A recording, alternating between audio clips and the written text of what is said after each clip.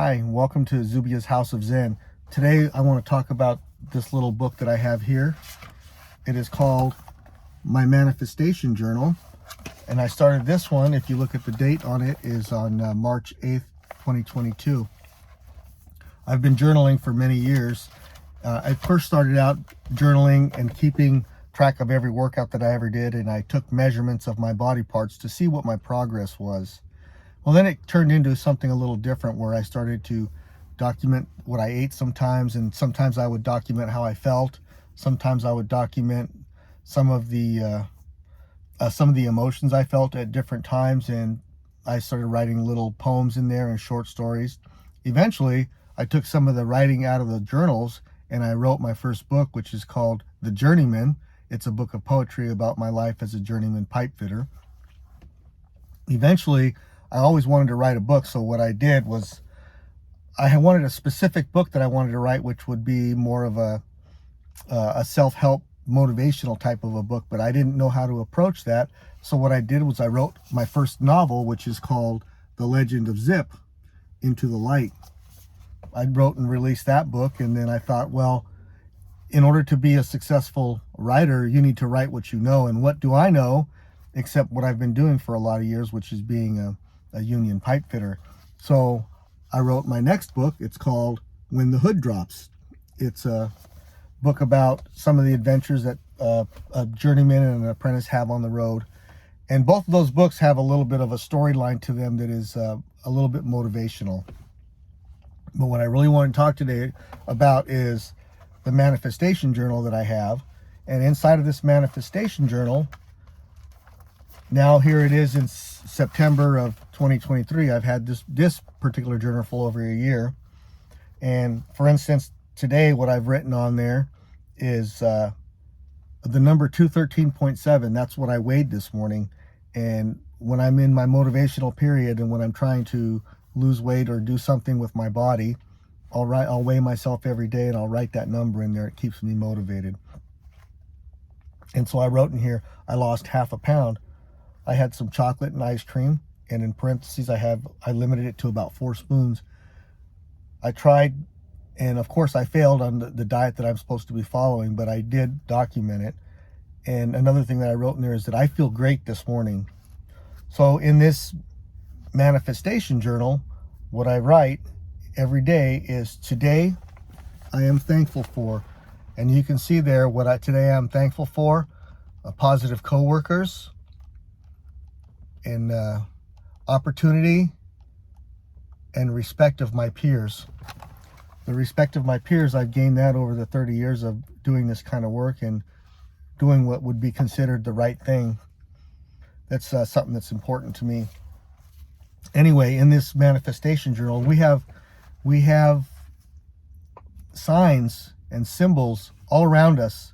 And a lot of times we don't see the signs and symbols and we don't recognize them for what they are. For instance, yesterday I came and sat outside and I wanted some inspiration. So I sat outside and I just listened to a meditation on my phone for several minutes. And I just really tried to focus on nothing, just on nothingness. And I knew I had come out for the inspiration, but I tried not to think about that. And of course, when you're in a meditative state, it's a little hard. You have to take these couple of minutes every day for yourself so you can get yourself back into motivation. Everybody does it a different way. Some people come out and smoke a cigarette. I don't smoke. So what do I do to take my little mind off of everything? I come outside and I sit down and I enjoy the outdoors, enjoy the nature, enjoy the weather.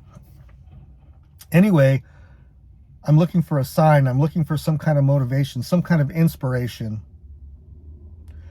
Well, I looked up and I looked across the parking lot, and a good friend of mine pulled in that had business to take care of here where I work at. And I called him over and we spoke for about 10 minutes.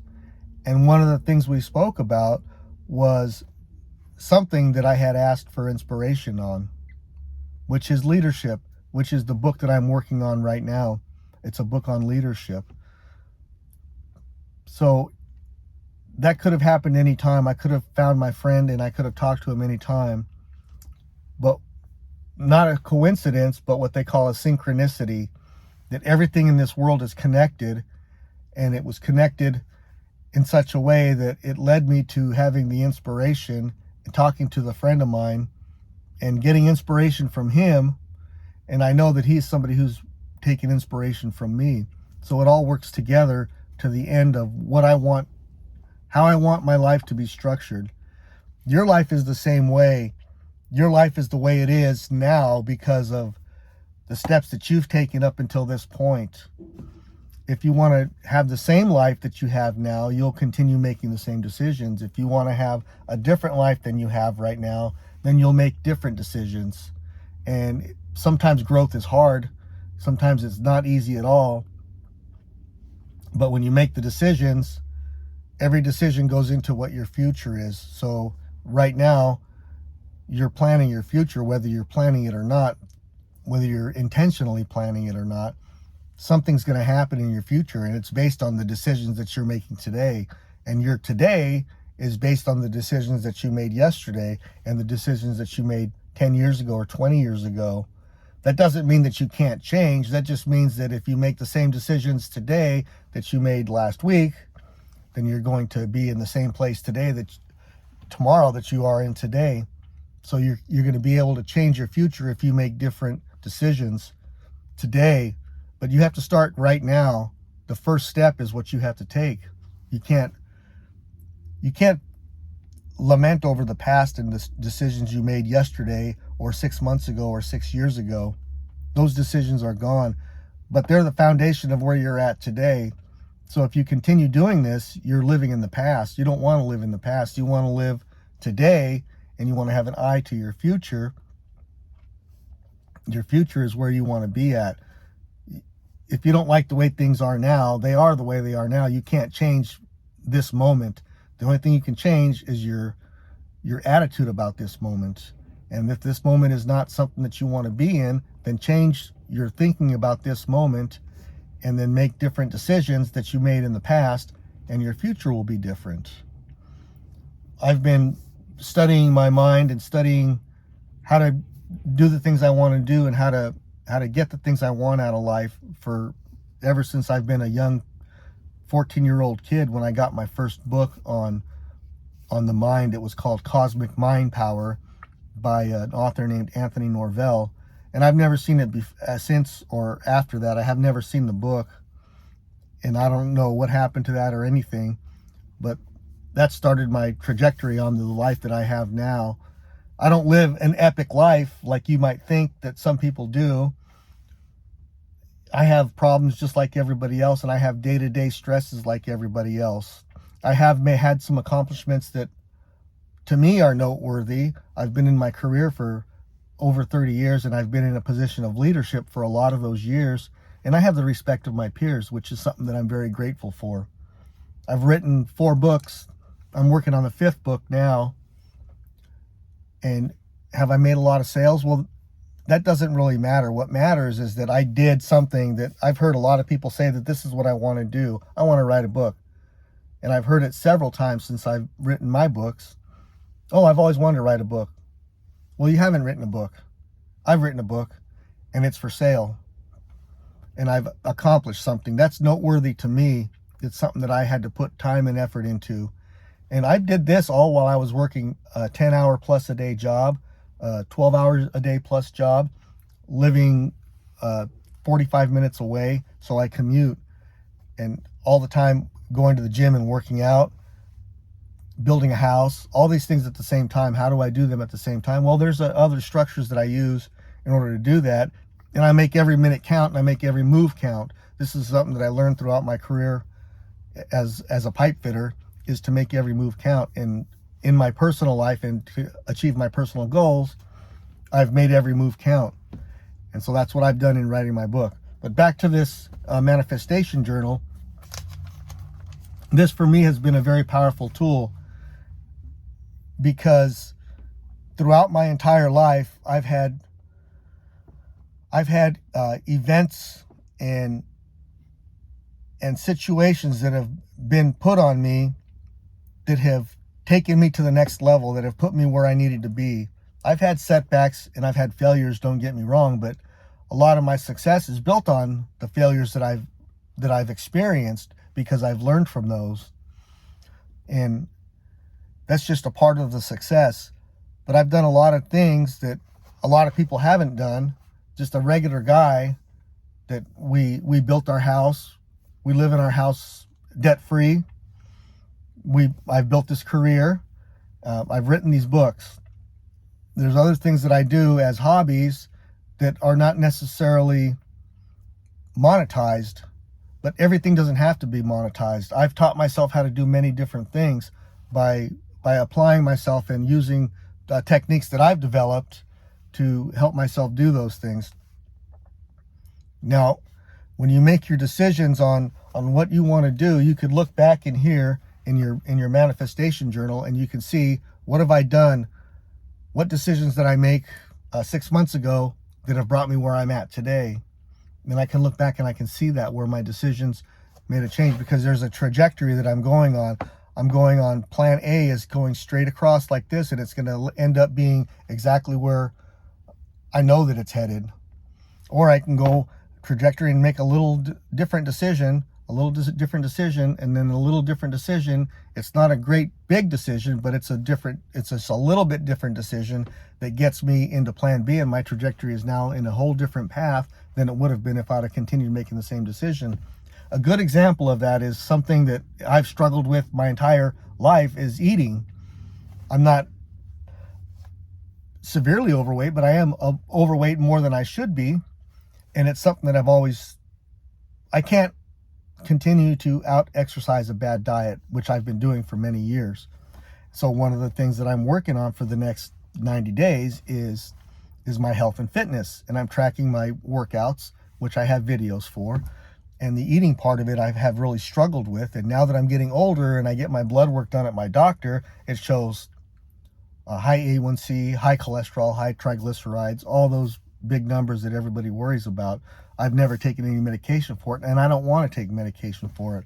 But if I continue making the same decisions every day, eventually at some point the doctor is going to say, you need to be on this medication or you're going to have some severe health complications. The decisions that I make, what are they? It's coming to work and getting a little snack at the store. It's only a couple bucks, but I get a snack at the store. I come to lunch and I don't bring my lunch, say, and I go out and get a slice of pizza for lunch. I go out and get a burrito for lunch, or something simple like that, that I think it's a one-time decision. Well, over the course of the past 25 years, I've made that same decision over and over and over and over again, and it's put me where I'm at now. Well, if I had made that decision 25 years ago to change my eating habits and not eat the standard American diet, right now I don't eat too much meat, very rarely, and I try to limit the dairy. So I'm eating mostly a plant-based diet. And Nadine at home eats a totally plant-based diet. But I make a decision to eat a slice of pizza with cheese. That's the same decision I've made.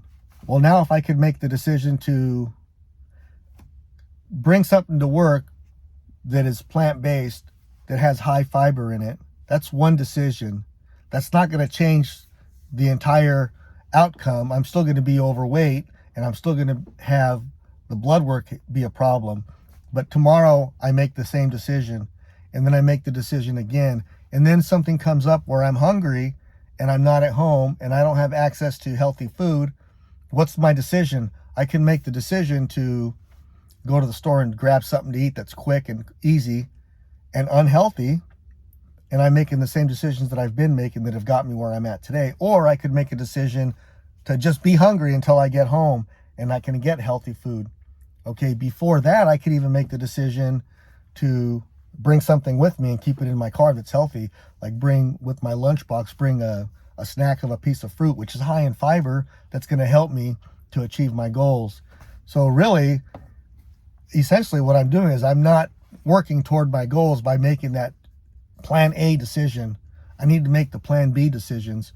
Every time I have to focus on making the plan B decision. Well, that's not easy to do. One of the things that helps me in that is that every morning I get dressed and I have a dream board, which has some pictures of what I want my life to look like, and it has some sayings on there that I repeat every day that are positive, and they're written in the present tense. For instance, for my body, it's my body is in a constant state of renewal. I'm happy, I'm healthy, I feel terrific. I'm glad that I have my body in a condition so that I can enjoy the physical activities that I love. So it goes something like that. That's not verbatim, but the point is that I do it in the present tense so that I could put myself in that place, in that moment, in that time of being the person that I want to see. Another thing that I've began doing is, for years I've kept my shirts untucked because I was getting fat and I had my belly hanging over. Well, I keep my shirt untucked.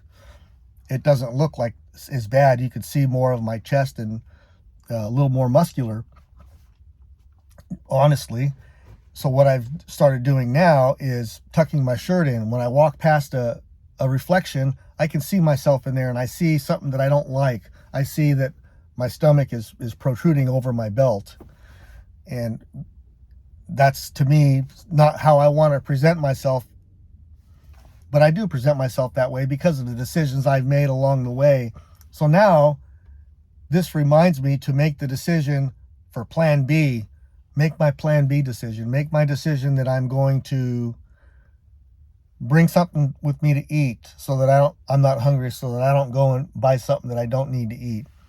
And continue going on that path and continue making the plan B decisions. I'm not going to make the right decisions all the time. You saw in my journal here, the manifestation journal, that last night I had something to eat that wasn't on my program. I had some ice cream, which has dairy in it, and sugar, and I had some chocolate, which has sugar. Those are things that I need to make decisions to not eat those, but I still make those decisions. I'm still going to fall back. Anyway, what I want to do is check in after my 90 days and some progress along the way and say, okay, this is where I did, this is how I did it, and this is the mistakes I made, and this is the successes that I had.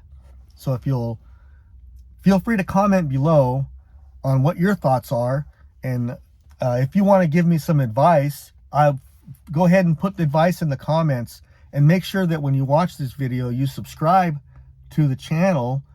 As soon as I get to 50, then I'll be allowed to have live streams, and which is what I want to do.